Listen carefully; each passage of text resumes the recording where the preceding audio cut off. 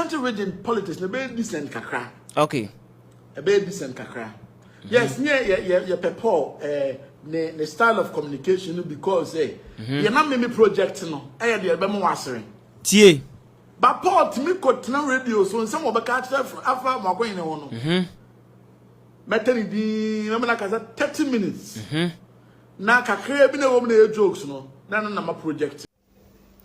Out of Western Association, inti Dr. Frank Amoako Hene, etra, no any chairman Wontumi, and a ma, omuni papo Yandoh, lusu election. Na ye name himself Paul Yandoh and elections you call ya olusu yano. E bebre na akasa is because say or acted as a comedian. Any brace my background na or ka comedy. And into no man to a man because MPP position on currently they need somebody who can influence vote, not somebody who will come. Any brace my ban na no abe comedy. Now Dr. Frank Amoako Hene edin komobi chechim say Paul Yandoh or can who be and Paul Yandoh lusu ni elections. Aside or no, Dr. Frank Amoako Hene no. Chairman Wontumi and also another factor of which that one need here. Obiati here. Chairman Wontumi is very close to Paul Yandoh. So yes, Chairman Wontumi achina tumwa. And can definitely the Wontumi element and I say the Wontumi effect will take place for Paul Yandoh. And Paul Yandoh beko ni more elections ni mu. But well, it didn't happen. Now say Dr. Frank Amoako Hene taking this decision no.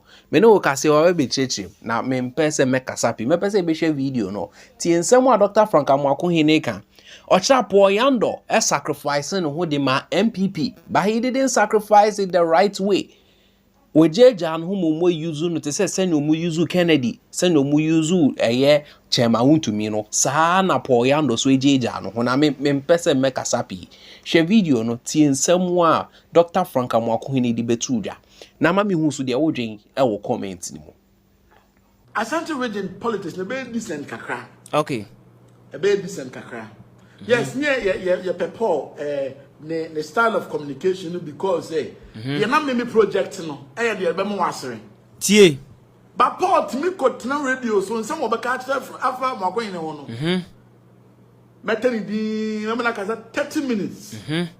Now, kakra, be no woman jokes, no. None of my projects. Wow. So that they will see him as a comedian. Okay.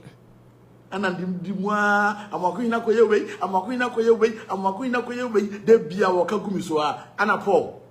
The now old days out there come our party no he, and our party for us a comedian, a back and drama. Party no now come and no. What they share listen on where we need no. Show money na Obia none of us sorry and no sorry at Amoako in the lose election no. Where chairmanship Kokofu, what Yatom chairman, enemy candidate Coca. What national form? Secretary.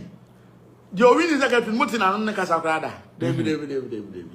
Organizer Mutin and Casada. David. Obia, or Pigeon and Tiamoako in the theater. Okay.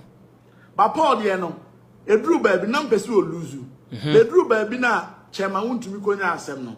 Okay. And a mamma sympathy, Kakraman anti, they have fundraising man, at least. And the fundraising, 11% no. Abusia kase hit so hu de ntia me kase Ashanti Regional Minister Dr. Frank Amoako Hene ene chairman Wontumi eka huntina Paul Yandoh elusu election mame explaining enchiro Ashanti Regional Minister Dr. Frank Amoako Hene ebeye regional minister edema Ashanti region MPP for equal meeting no said no this young guy or born homodin entine yenye bibia yemfam guna ni mu ase na yem breaking it down se mebe ya na nimbe guase e wo region and regional minister Dr. Frank Amoako Hene or a young guy or a youth into what politics na se Paul Yandoh tamana oko radio no okeka and a regional minister yesi instead of say obe project any presidential candidate eye bawumiano enye no na Paul Yandoh eye oko radio bia regional minister oko radio so bia regional minister when regional minister also no and am first strategy we dan ya oko interviews and so oko radio okan sem bebre nto okan sem ba bia eye comedy no wa cut that side no project we ma hu ni say Dr. Frank Amoako Hene o yes smart politician o yes smart won hu de waya Paul Yandoh alusu election no hey me dey fan agroso but what say explanation regional minister dia ba na onye smarter onti ase de ntia na regional minister eta posti po Yandoh no enu mati ase enu ntina MPP for interview obisa an na regional minister or ha adwen wo region into mo plan ye so on be breaking it down na eye po Yandoh enam de ye that game no and a regional minister so yes smart move and we projected the comedy side of po Yandoh e do say po Yandoh e kwakwa pre-election as regional secretary no and no modern the comedy side no e botia ne say you comedian no to abanitia no and a chama Wontumi so die ni ka chama Wontumi enko prison and anka order wa bontia ka po Yandoh e be win election no ma me chire the reason why tia chama Wontumi county na po Yandoh elusu election no enu nie chama Wontumi be ya Ashanti regional chairman no nyam se enka no kreme mo grounds party ni mpanyimfo leaders are omo Ashanti region emu 70% MP eye chama Wontumi asem omu ni say o county na MPP ko opposition do onwene Ashanti regional chairman latest air chairman Koka oni chama Wontumi edikan ko pre-election no masa that time no na election no den ekaketuwa bi ko onwene eye chama Wontumi edru election no in Ashanti region no MPP for no delegate or mo Ashanti regional who say no ye beto aba no ama Koka enti se na wo bisa delegate 10 na emu 7 ka so beto aba no ama Koka na kokofu ne de on de on beji ne sika ye de edi no de no onka ho enti na oba region mu a chairman Koka nkrofo ne na e dominate e wo region o mo me pre Ashanti region position ni na no most of them no omo support eye chairman Koka wo be kai a ade be cheme ato aba no ena ohene ba ke asiedu edi nsemi betudwa na busua ti asem no Wontumi nya Ashanti regional chairman Wontumi kaseti ya NDC okay ena wa yo bufa wo Wontumi Wontumi nya Ashanti regional chairman you can't lead the national conversation say we are going to motivate party for e wa Ashanti region obi cheme one single day out of about yeni so de huna oso de ba nyina Ghana what's not radio so TV so a chenche we say the Ghana for be ti ase Koka no kana asem no Koka no kana asem no tie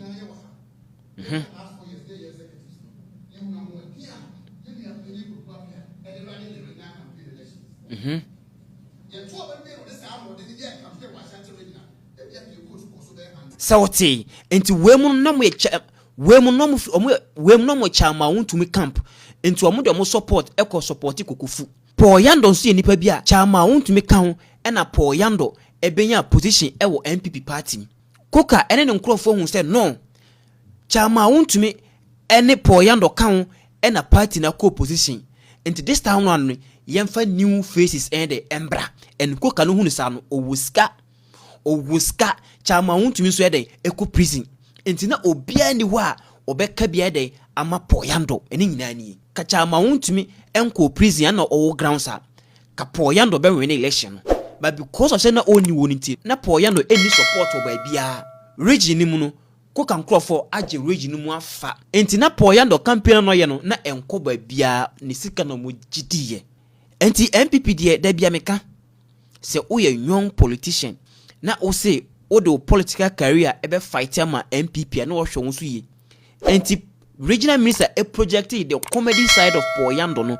eno no mu use ye e de against ni say o ye comedian na o mu ntimi to aba no ende emma no enti mu nsuro MPP o ye young politician na o MPP mu a mo woni nda ho so mo de agenda bi ma o say kokutia we enko ke kan nsem a ho be ye hi na ho ye hi a da wo nsem na o kan ye no umbe yusu e de tia no o ma to aba tia abusua kire wadwen de ntia po Yandoh elusu election no enam de ama no aha e global trends ene no first time share video no body follow